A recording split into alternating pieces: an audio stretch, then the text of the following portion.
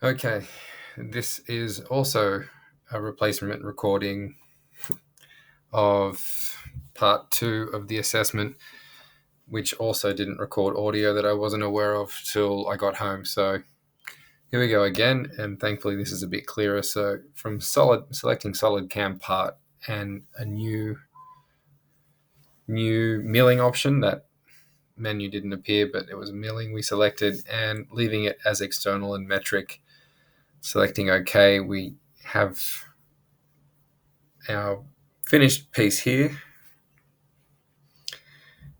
and it is a 100 by 100 by 30 piece of stock material, and we are now defining that.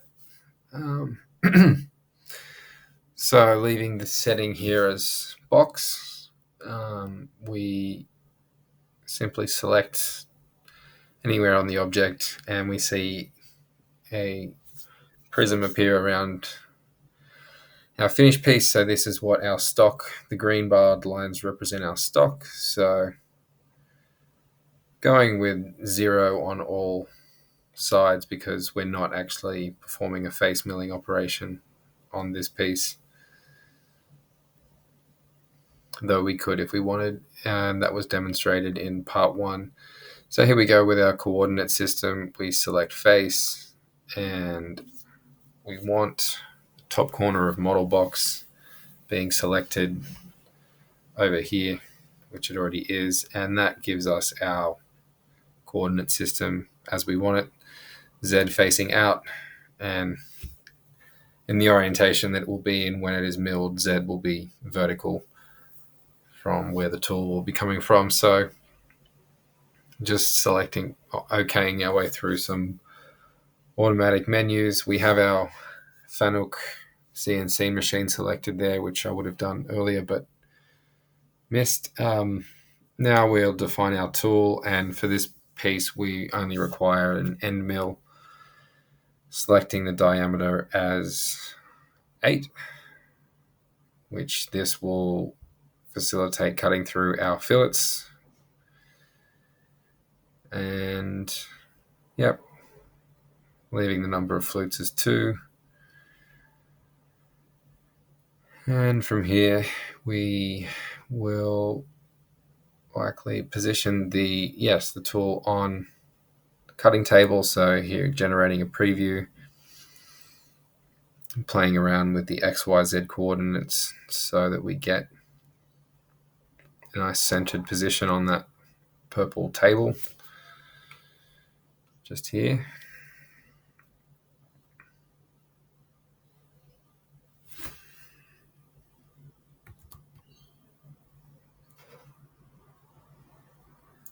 And we can see that the piece is too high, so dropping that down to 30 will actually put the origin 30 mil above the plate, which makes sense. And struggling to get a good view here until I realized in the top are the view orientation boxes. There we go, I found them now. And there we are. Bit of a clearer view. So I think I'd worked those out earlier. Oh no, not quite. It's pretty good. So okaying that.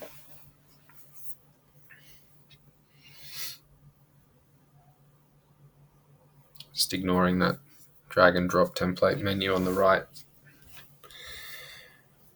We now will move into adding a 3D milling operation. At the start of this, it probably wasn't clear, but when I selected new, I did select milling.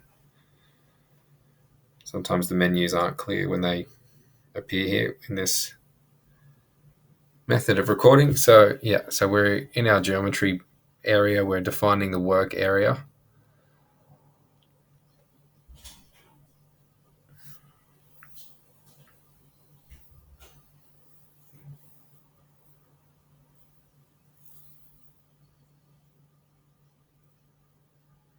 Must have been checking my notes. And by clicking on the lower surfaces of the areas we want milled,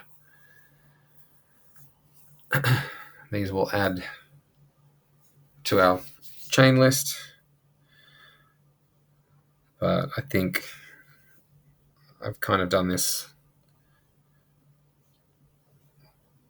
the way I don't end up using those second and third options in the chain list. But now moving down through tool, selecting our tool levels. Here we determine the upper and lower level of this phase of machining in terms of a Z value. So the upper level here will be 0, which that's basically the top of our part there. And the lower level 2 mil down for that area there. And yeah, as those two lower pockets were a different setting, I just ended up not including them in this pass. So we've got our tool path to be the contour option under rough, and the overlap is 0.25 of the cutting diameter with a 2 mil step down. So this part will be taken out just in one pass. Nice and efficient. You can see it there.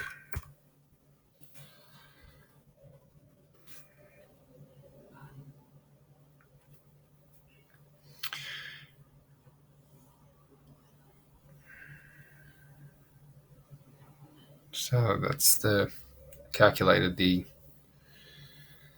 path there. Didn't run a simulation, but this is our next part. We're going to define the work area again, checking that box, and then clicking on define.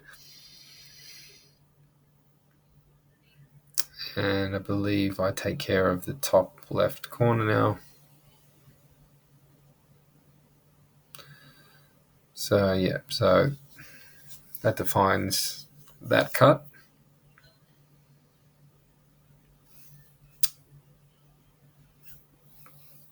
And this will actually come down from, I wonder if I did that correctly. So I've selected the tool. It's the same tool for the whole job. Now with levels, what do I do here? I think I may make a mistake here. Yeah. Well, I'll have to see at the final stage if it corrects this and does it in the right order. But basically, I've just told it to mill 2 mils down without having milled the 2 mil above it. But we'll see. But, hey, I noticed it. The overlap at 0.25 of the cutting tool and the step down at 2 mil again.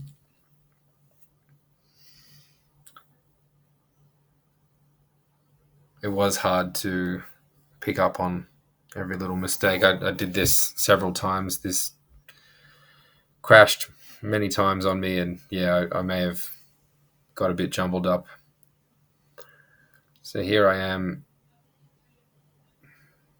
cutting those 2 deep pockets out and defining the work area, going to tool, choosing the same tool again.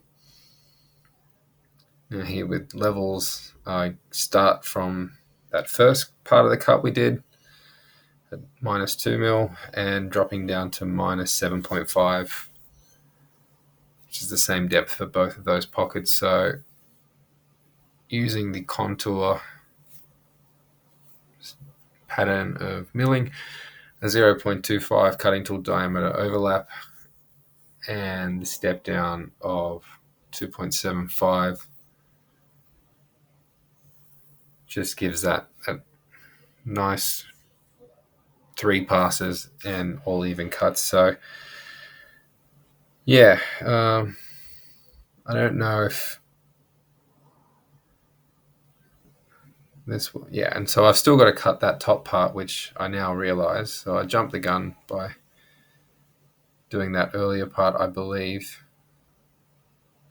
So yeah, it does go in the order that's running the simulation. And Yeah, not having removed all that material from the top surface, that's a mistake. So I can see that. But so if you're going to mill something, make sure you do it in the right sequence. And what I should have done is milled the entire top section from the top left corner, you know, and that would have been the correct order to do things. So anyway,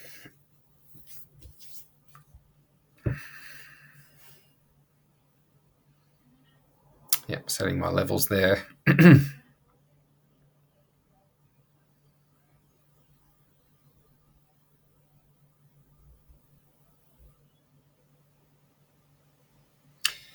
Going with a contour pattern of milling, 0.25 overlap, and a 2 mil step down for one pass. So, yeah.